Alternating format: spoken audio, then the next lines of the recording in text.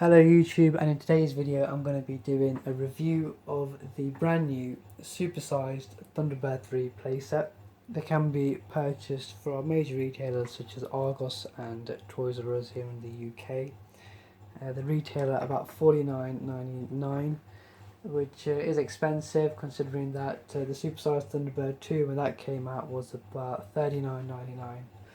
Now it's dropped considerably to about £25 to £30 depending on which retailer you look at. In the box you get the Thunderbird 3 as one unit. You don't have to kind of assemble it as such. All you have to do is put the stickers on. I'll show you the individual stickers in a minute. So you get this sticker sheet. You also get an Allen figure. Allen, which the legs have come off already, and a little KO figure which go in the cockpit. In terms of the stickers, you've got the number 3, which is the bigger sticker. I'm not too happy about the number 3 being a sticker. I think that should be etched on or pre-done, because the previous ones that were, the miniature version was etched on. Pretty much why I think this is because you have to take a lot of care in getting it right, because if you mess this one up, it messes the whole look of the Thunderbird up, in my opinion. These inlet stickers have to be put on manually. This caution sticker has to be put on manually. You've got these danger stickers which also have to be put on manually. On each side you've got this little black and white hazard sticker which has to be put on manually, and you've got 4 of these on each side which look like little screwdriver heads which have to be put on manually. The toy takes 3 AAA batteries. The battery compartment is here.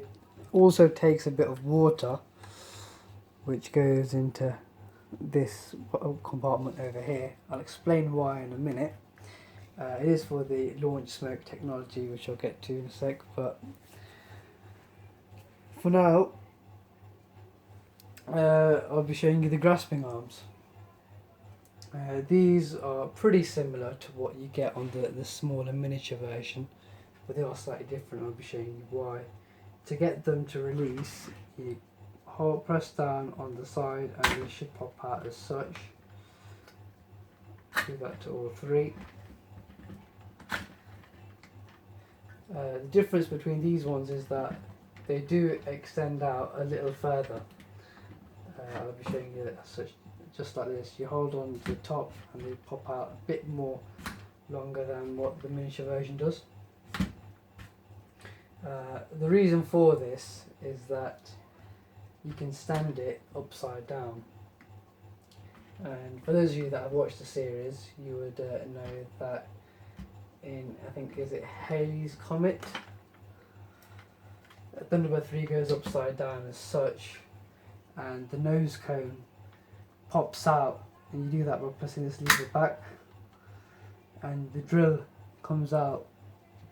And in order to get the drill spinning, you have this little lever here, and you spin it, and you can see the drill spinning also. The only downside of this, it is a little flimsy. It doesn't stand too well. You have to keep popping it out every now and again.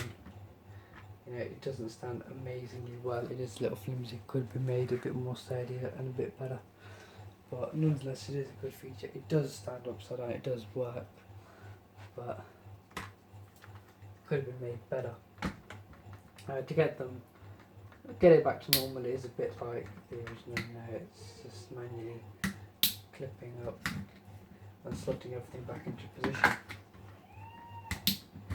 As such, and there you have it. This slides back up and the nose cone comes back to its original position. I do really like that feature. You know, it is in the series. It does kind of sell it a bit, makes it stand out compared to the other models of Thunderbird 3 that we've seen. Again, the downside is that it is a bit flimsy, as you've just seen. It can have the instinct to topple over to one side, but yeah, you know, next I'll be showing you the launch smoke technology. Now this is my favourite feature of all. You have to have water in it, which goes in this compartment which I showed you earlier. You have to have water in it. It has to have all 3 batteries in, otherwise it won't work. Thunderbird 3 has to be placed standing on a smooth flat surface as such. Once it is on a smooth flat surface, you put your batteries in, you put your water in. There is a little button that you press on here, and it is the same one that you press for your sounds once Thunderbird 3 is flying. But you press this button down. Pre-flight complete. Starting countdown to launch. 5, 4, 1.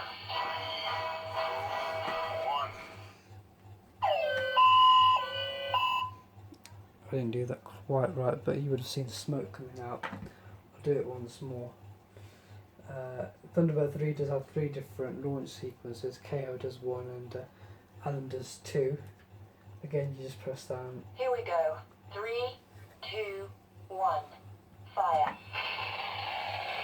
Once you do it successfully, you'll be able to see the smoke coming out of the bottom there. Thunderbird 3 is go. The lights at the bottom just make it look a bit red. Oops.